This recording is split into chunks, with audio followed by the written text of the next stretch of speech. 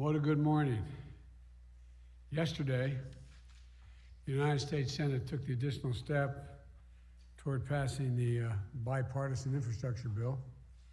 It's a bill that would end years of gridlock in Washington and create millions of good-paying jobs and put America on a new path to win the race for the economy in the 21st century. Historic investment in roads and rail and transit and bridges, in clean energy and clean water. It will enable us not only to build back, but to build back better than before the economic crisis hit. I want to thank the bipartisan group of senators for working together and the committee chairs for raising their ideas and concerns with me and Vice President Harris and members of our cabinet. As we did with the Transcontinental Railroad and Interstate Highway System, will soon once again transform America and propel us into the future. This bill makes key investments to put people to work all across the countries, in cities, in towns, in rural communities, small towns, big towns, along the coastlines and on the plains. It covers the nation. And it could put America to work in good-paying union jobs, building and repairing our roads, bridges, ports, airports. And, once this bill passes the Senate, I know that body will move toward establishing a framework for the remainder of my Build Back Better agenda and giving tax cuts to the middle class by investing in child care and home care for seniors, critical investments to combat climate change and to build a clean energy future, vital steps needed to bring down the cost of health care, and so much more. And we're going to do it without raising taxes by even 1 cent on people making less than $400,000 a year. And here's another important part of the bill. 90% of the jobs created by this legislation will not require a college degree. 90%. It's a blue-collar blueprint to rebuild America. Which brings me to another piece of good news this morning. We learned that the economy created 943,000 new jobs in July. 943,000. The unemployment rate fell by 0.5% to 5.4%. Now, while our economy is far from complete, and while we doubtlessly will have ups and downs along the way as we continue to battle the Delta surge of COVID, what is indisputable now is this: the Biden plan is working. The Biden plan produces results, and the Biden plan is moving the country forward. We're now the first administration in history to add jobs every single month in our first 6 months in office, and the only one in history to add more than 4 million jobs during the first 6 months. Economic growth is the fastest in 40 years. Jobs are up. The unemployment rate is the lowest since the pandemic hit. Black unemployment is down as well. Why? Because we put in place the necessary tools early in my presidency. The COVID-19 vaccine plan, the American Rescue Plan to fight the virus and fight the economic mess we inherited. As a result, we've been able to make progress on both fronts against grave challenges. And we put in place the tools to prevent this Delta variant wave of COVID-19 from shutting down our small businesses, our schools, and our society. When we first got to office, COVID-19 crisis and economic crisis were unrelenting and devastating for people. And as a nation, we didn't have the tools to deal with either. Nearly 4,000 Americans were dying each and every day to the virus, 4,000 a day. The economy had been wiped out. We were down 10 million jobs from where we were before the pandemic. We were in a dark winter with real concerns about what spring would bring. But then we got to work. We passed the American Rescue Plan shortly after I was sworn in. That gave us the tools to fight the pandemic and rebuild our economy. And it produced results. To beat the pandemic, we ramped up testing and protective equipment. And we actually went out and bought enough vaccine so that every single solitary American could be vaccinated. And because of the help of everyone, from the military to civilian efforts, we carried out one of the most difficult logistical challenges in our nation's history to get 220 million shots into people's arms in the first 100 days in office. 220 million. Over the past 7 months, we've cut COVID-19 deaths by 90%. As of today, 193 million Americans have gotten at least one vaccination shot, including over 70% of adults over the age of 18. 165 million Americans are now fully vaccinated. Because of our success with the vaccination effort, this new Delta variant wave of COVID-19 will be very different be able to deal with than the one that was underway when I took office. And yes, cases are going to go up before they come back down. It's a pandemic of the unvaccinated. I know I've said that constantly, and others have as well. The vaccination of the unvaccinated, and it's needless, taking a needless toll on our country. We have roughly 350 million people vaccinated in the United States and billions around the world, and virtually no one's died because of that vaccination. But even so, the impact is going to be very different than what happened last January. Today, about 400 people will die because of the Delta variant in this country. A tragedy, because virtually all of these deaths were preventable if people had gotten vaccinated. But 7 months ago today, almost 4,000 people died on that very day from COVID-19. 4,000 versus 400. That shows how much our vaccination progress has already done to protect us from the worst of the new Delta COVID-19 wave. Likewise, the American Rescue Plan has given us the economic tools we need to protect our recovery against the worst impacts of the Delta virus. $1,400 checks into the pockets, for $1,400 checks into the pockets of millions of Americans. Help to keep their folks in their homes. Help to put food on the table. Remember those long lines we used to talk about? People lined up in their cars for hours just to get a box of food put in their trunk. Help the small businesses so they keep the lights on, their doors open, and their employees on the job.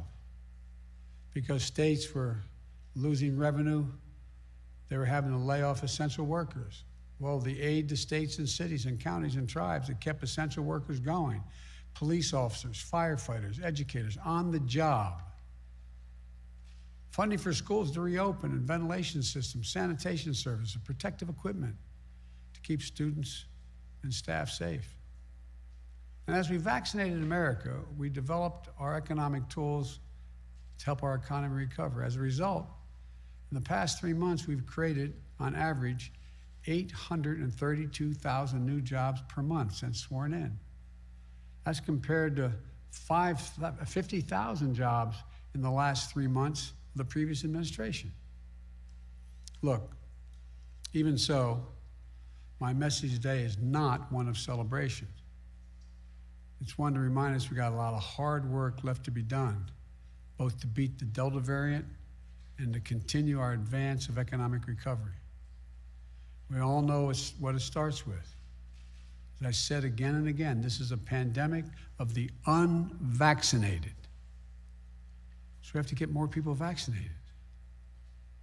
I said, well over, what's the number again? I remind myself, 350 million Americans have already been vaccinated. They're doing fine. I'm pleased to report the past week we've seen the first time vaccinations in America go up by 4 million people getting back, 4 million shots. That's more than we've seen in a long time. I want to thank the governors. I listened to the governor of Maryland today on the television. He's doing a heck of a job. Democratic governors as well, Republican governors. They're getting the word out. Look, as you all know, I put in place new incentives and requirements to encourage vaccinations. For example, federal workers will be asked to attest to their vaccination status. Anyone who does not attest or is not vaccinated will be required to wear a mask no matter where they work. test 1 or 2 times a week, socially distance, and generally will not be allowed to travel for work. There will be more to come in the days ahead. And once again, I want to thank the local leaders in the private sector, leaders who are imposing vaccine requirements. America can beat the Delta variant, just as we beat the original COVID-19. We can do this. So wear a mask where recommended. Get vaccinated today. All of that will save lives. And it means we're not going to have the same kind of economic damage we've seen when COVID-19 began. But we aren't stopping there. The American Rescue Plan was built knowing the recovery would take time, that there'd be ups and downs. So let me outline today 6 specific actions people will see over the next few weeks to make sure that we fight the Delta variant and wait for new vaccinations to be finished and keep our economy strong. First, thanks to the latest middle-class tax cut in a long time, the next monthly check, that is the child tax credit, in the next month, next 9 days, checks are going to go out to almost 40 million families with children in 9 days, beginning next month, or the middle of this month, I should say. On August 15th, for example, a family with 2 young kids under the age of 7 is going to get a check for $600 paid immediately. And they get a check next month for $600, et cetera. If you're a family with 2 kids between the ages of 7 and 17, you're going to get a check for $500, $250 per child. And that will continue month after month. Second, I've looked ahead. We've looked ahead. And now schools have the resources they need to safely reopen as school year starts again so that every child can be in school full-time, safe, and this year. Third, we provided months ago states and localities with $45 billion in their coffers, the state and localities, to help renters and landlords to keep people in their homes and keep the local economy strong. That money has to get out now. I'm urging all local officials to get that money out. And we're going to send more help to small businesses on Main Street so the Delta variant doesn't cause them to lay off employees and shutter their doors. There's something called the Paycheck Protection Program. It's a loan program, forgivable, if the small businesses kept their employees in the job and their doors open. We're now in the process to forgive those loans for small businesses who are doing the right thing, putting them in a better position to keep their businesses going. Fifth, if anyone is worried about getting health insurance during the pandemic, there's help today. For those who get their health insurance through the Affordable Care Act, we're covering more people with more extensive benefits with premiums that average 40% lower. If you don't have insurance, you can still sign up under the Affordable Care Act through August the 15th. Just go to healthcare.gov today. And sixth, we're going to lower the prices on everything from prescription drugs to hearing aids by allowing businesses to compete, which will give them more choices at lower cost. For example, you're not going to have to go to a doctor to get a prescription to get a hearing aid. You're going to go right to the counter of the store and buy it over the counter. The bottom line is this: what we're doing is working, but don't take my word for it. Forecasters on Wall Street project over the next 10 years, our economy will expand by trillions of dollars and will create 2 million more jobs a year, good paying jobs. We just have to keep going. And it's simple. That means get vaccinated, please. It's safe. It works. It will save lives and maybe save your life. As I said before, this is a pandemic of the unvaccinated. So please get vaccinated. We can get this done. We just have to stay the course. We just have to remember who we are. You've heard me say it before. We're the United States of America. There's not a single thing, nothing beyond our capacity when we do it together. God bless you all. May God protect our troops, and have a good weekend. Thank you. Mr. President, would you take a few questions? Federal steps to increase vaccinations. Mr. President, to what extent is the economic recovery at risk if the Delta variant